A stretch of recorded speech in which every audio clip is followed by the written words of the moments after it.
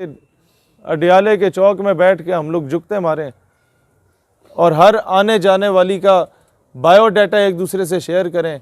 हमारे जहन में यह भी होना चाहिए कि हमारी माँ बहन इसी गली से गुजरती है। दुनिया में अगर अपनी इज्जत करवानी है, इज्जत क्यों नहीं है कि हम लोग बाहर मुल्क में जाके भी शोधी हरकतें करने लग जाते हैं। ख़त ना लिखता अक़वाम मुत्तहिदा को, वो कोर कमांडर खुद वहाँ पहुँचा होता। हम लोग यही पैगाम जाके अगर मस्जिद मदरसे में देते तो शायद लोग नारे भी लगाते, बड़े पुरतपाक तरीके से इस्तकबाल करके खुश भी होते। लेकिन हमारा उस तरीके से पैगाम दुनिया तक ना पहुँचता जिस तरीके से ये यूनिवर्सिटीज़ से पहुँचेगा। उसकी वजह क्या है कि आपके मुस्तकबिल के इंजीनियर, डॉक्टर, आर्मी ऑफिसर, वकील, police officer, assistant commissioner, deputy commissioner इन कॉलेजेस और यूनिवर्सिटीज़ से निकलते हैं और हमने इन पे फोकस नहीं किया। यही वजह है कि आप लोग जब भी मैदान में निकल के एहतजाज करते हैं ख़त्म नबूवत के लिए तो आगे एक लोकल SHO भी सुनने को तैयार नहीं होता, क्योंकि उस तक आपका पैगाम पहुंचा ही नहीं है। जब वो तालिब इल्म था उसे स्कूल में माँ बाप ने पढ़ाया नहीं कि जी ये बस स्कूल वालों की जिम्मेदारी है, और स्कूल में गया तो उन लोगों ने सिर्फ अपनी तनख्वाहें पूरी करने के लिए, तनख्वाहें हलाल करने के चक्कर में थे। बच्चे को वो नज़रिया नहीं दिया।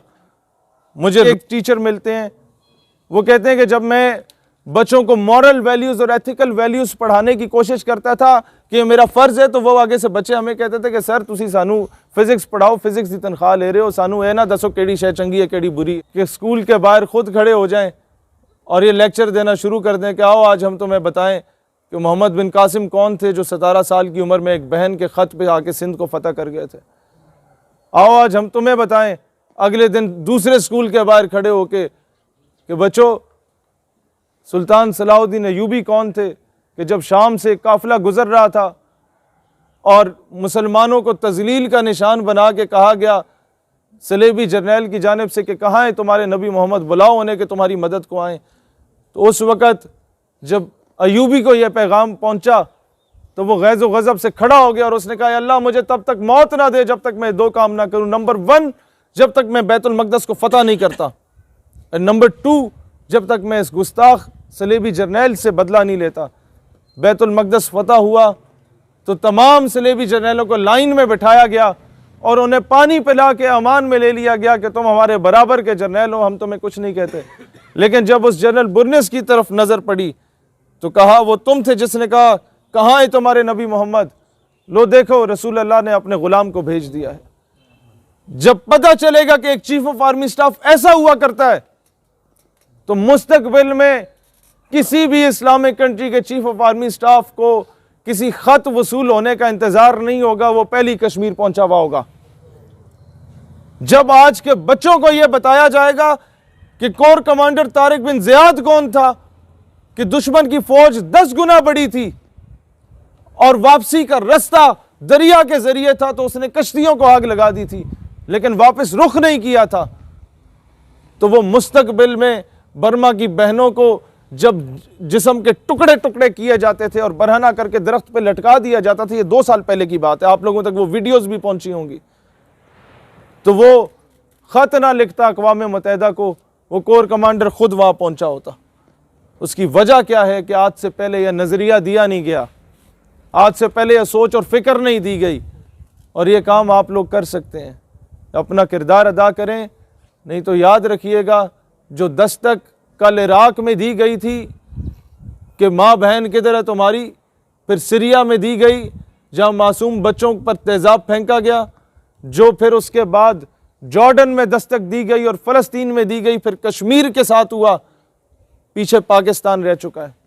अगली बारी तुम्हारी है अगर तुम लोग ना जागे तो। ये बात याद रखो। मैं मिसाल उन्हीं के फ्रीडम फाइटर की देता हूँ। फिडेल कास्ट्रो कहता था कि अगर तुमने अपने ज़मीर का सौदा किया तो ये सौदा तुम्हारा नहीं है, ये नस्लों का सौदा कर रहे हो तुम। तो इन नस्लों को उस जहनी ग़ुलामी से निकालने के लिए बजाय इसके कि अडियाले के चौक में बैठ के हम लोग जुगते मारें और हर आने जाने वाली का बायोडाटा एक दूसरे से शेयर करें, हमारे जहन में यह भी होना चाहिए कि हमारी माँ बहन इसी गली से गुजरती है। हमने कोई अगर ऐसी हरकत करता है तो उसको रोकना भी है, और उस बहन के सर पे दुपट्टा भी खुद देना है, उसका एहतराम भी खुद करना है। एक बात याद रखिएगा, वो जो कहते हैं ना कि हेल्थ लॉस्ट तो समथिंग लॉस्ट और वेल्थ लॉस्ट तो फिर भी थोड़ा बहुत आपका नुकसान होता है, बट कैरेक्टर लॉस्ट तो एवरीथिंग लॉस्ट।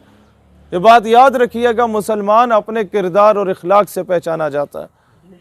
दुनिया में अगर अपनी इज्जत करवानी है, इज्जत क्यों नहीं है कि हम लोग बाहर मुल्क में जाके भी शोधी हरकतें करने लग जाते हैं। ये सही बात है, उन्हें जाके बोलो कि तुम लोगों की ये औकात ही नहीं है कि हम तुम्हारी तरफ नज़र उठा के भी देखें। अपना मेयार बरकरार रखो।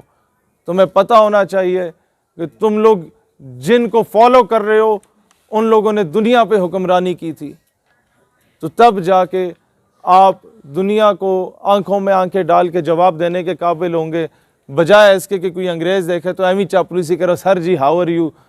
उससे बेहतर है कि आप अपने मेयार के मुताबिक के बंदे से बात करें, क्योंकि तख्ते सिकंदरी पे वो कभी थूकते भी नहीं, बिस्तर लगा हो जिनका सरकार की गली